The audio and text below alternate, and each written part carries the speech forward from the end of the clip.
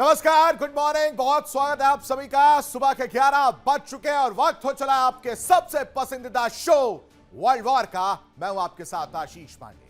जंग की 13वीं रात, 13 दिन, और इस 13 दिन के बीच हम इस पूरी कहानी को लेकर आए हैं 13वीं रात के तौर पर, क्योंकि इसी तरह की तस्वीर देखने को मिल रही है। तबाही का 13वां वार देखने को मिला है। यानी यह कहना गलत नहीं होगा दर्शकों कि जंग में अमेरिका और ईरान की आज 13वीं है। इस बात से डिनाई नहीं किया जा सकता। पिछले 13 रात से खाड़ी की रात आग उगल रहा है। मिसाइलों की गर्जना, ड्रोन का हमला और बम वर्षकों की धमक से मिडिल ईस्ट धधक रहा है, जल रहा है। और सवाल सिर्फ इतना नहीं कि कौन हमला कर रहा है, सवाल यह नहीं कि कौन किस पर भारी पड़ रहा है, किसकी निगाहें किस पर है। सवाल यह है कि आखिर यह महायुद्ध रुकेगा कब, इसका फुल स्टॉप कब होगा, क्योंकि यह बारूदी तूफान थमने का नाम नहीं ले रहा है। अमेरिका हमला कर रहा है, उधर ईरान भी पीछे हटने को तैयार नहीं। अमेरिका पर दबाव बढ़ाने में ईरान जुटा है और सुपर पावर अमेरिका के अब तक के सबसे बड़े और सबसे महंगे operation midnight hammer, epic fury और प्रोजेक्ट फ्रीडम अरब के रेगिस्तान में सब कुछ धराशायी होते हुए नजर आए, यानी फेल हो चुके हैं। लेकिन ये मानेंगे नहीं, क्योंकि जॉर्डन से लेकर कुवैत और इराक तक अमेरिका के हर सैन्य बेस पर ईरान की बैलिस्टिक मिसाइलें और ज्यादा घातक हमले करती हुई नजर आई हैं। घातक ड्रोन का इस्तेमाल किया गया है जो कहर बनकर टूटे। ट्रंप, जिसे छोटी झड़प कह रहे थे, गली की लड़ाई समझ रहे थे, छोटी झड़प बताकर अपने वोटरों को गुमराह कर रहे हैं, वो असलियत में अरब में अमेरिकी प्रभुत्व का अंत है, दी एंड। लेकिन ये नहीं मानेंगे। ऐसे में सवाल उठता है, आखिर कैसे ट्रंप का ये पूरा ऑपरेशन, पूरी प्लानिंग, प्लॉटिंग फेल हो गया। और इन सब के बीच युद्ध की आग के समानांतर देखिए कूटनीति का भी एक बड़ा गेम शुरू हो गया है। ट्रंप ने सऊदी अरब के सामने न्यूक्लियर डील का प्रस्ताव रखा है और इस खबर के सामने आने के बाद हलचल मची है। लेकिन बदले में ये बिजनेसमैन है, ये सब जानते हैं, और बदले में ऐसी शर्त रख दी जिसने पूरे मिडिल ईस्ट की राजनीति में भूचाल ला दिया है। संदेश साफ है, अगर परमाणु तकनीक चाहिए आपको तो मेरे दोस्त को गले लगाना होगा। यानी इजराइल के साथ रिश्तों का नया अध्याय खोलना होगा। यानी एक तरफ बारूद का तूफान है, दूसरी तरफ परमाणु सौदे की बिसात, और 13वें दिन की जंग में कौन किस पर भारी पड़ रहा है, यह भी सवाल है। क्या ईरान अमेरिका की रणनीति को चुनौती दे रहा है दर्शकों? क्या इजराइल के लिए ट्रंप नया पश्चिम एशिया तैयार कर रहे हैं? और सबसे बड़ा सवाल यह हो जाता है कि क्या यह युद्ध अब और खतरनाक मोड़ लेने वाला है? क्या है इसकी कहानी? आखिर इजराइल से इतना प्यार क्यों नजर आता है, यह आपको समझाएंगे। और अब शुरुआत करते हैं अपने खास प्रोग्राम वर्ल्ड वॉर की। सबसे पहले नजर डालते हैं आज की 4 बड़ी खबरों पर, जिस पर हलचल बनती हुई नजर आ रही है, तस्वीरें बदलती हुई नजर आ रही है, कहानी बदलती हुई नजर आ रही है। और आपके सामने 4 और बड़ी पिक्चर बड़ी स्क्रीन पर रखूंगा। सबसे पहली बड़ी पिक्चर आप बताते हैं, बड़ी खबर बताते हैं, जिस पर विश्लेषण करते हुए नजर आएंगे वर्ल्ड वॉर में, वो है कि 13वीं रात भी प्रहार देखने को मिल रहा है। अब इसके बाद से सवाल यह उठ रहा है कि तूफान रुकने का नाम क्यों नहीं ले रहा। 13वां दिन और 13वें दिन भी हमले हो रहे हैं, स्ट्राइक की जा रही, नए नए जगह पर हमले किए जा रहे हैं। और इस दौरान ईरान पर कहर बरपाने का काम अमेरिका करता हुआ नजर आ रहा है। मतलब प्रेशर बनाने का काम भी चल रहा है। अमेरिका चाहता है कि हर हाल में ईरान को झुकाया जाए।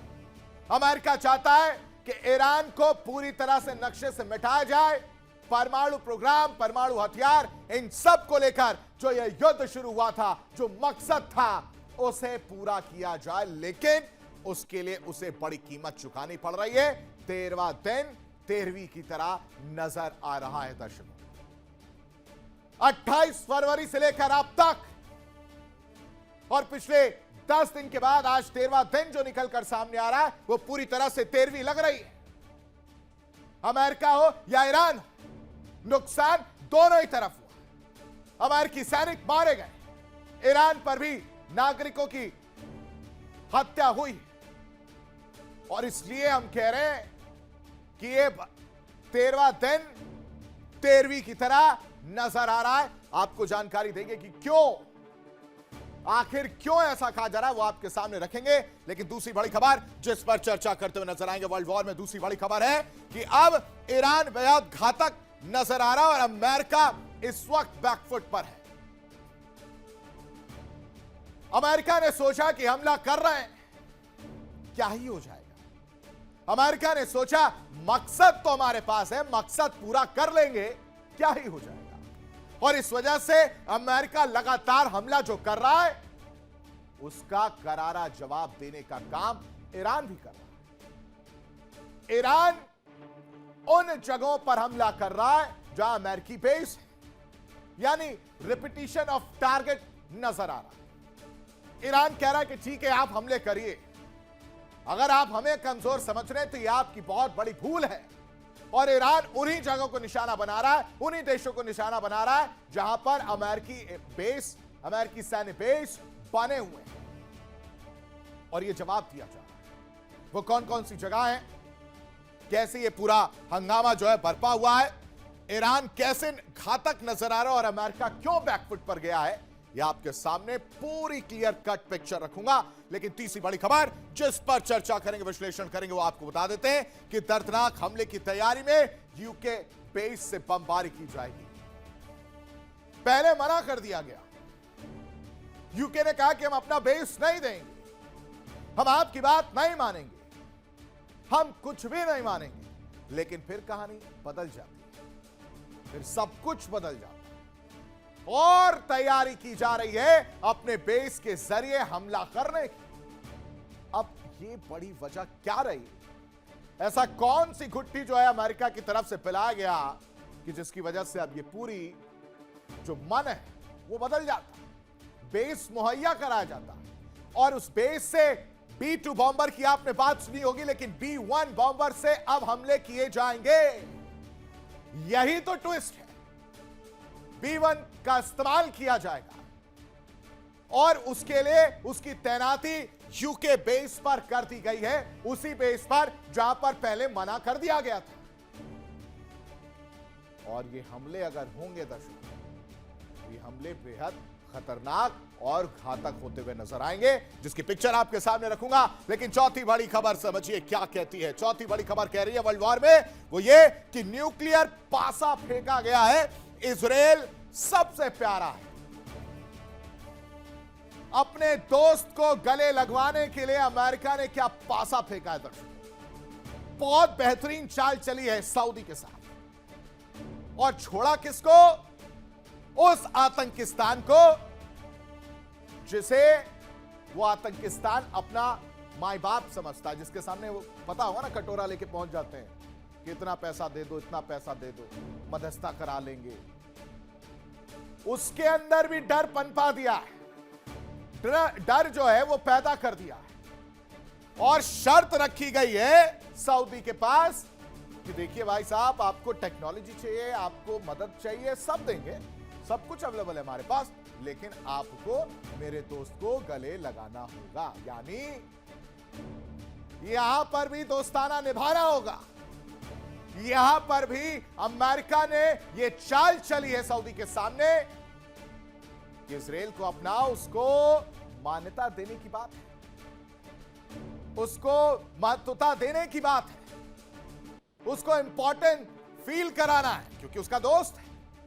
और ऐसा करके अमेरिका क्या करना चाह रहा है, यही ट्विस्ट है जो आपके सामने मैं रखूंगा कि कैसे सऊदी के सामने पासा फेंककर इजराइल से और इजराइल की महत्वता या उसकी इंपॉर्टेंस जो फील करानी है, क्या रणनीति है अमेरिका की, डोनाल्ड ट्रंप की, ये आपको हम समझाएंगे अगले 1 घंटे।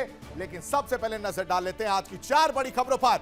यानी एक बार फिर ट्रंप ने ईरान को धमका दिया है, कह रहे कि परमाणु हथियार नहीं बनाने देंगे।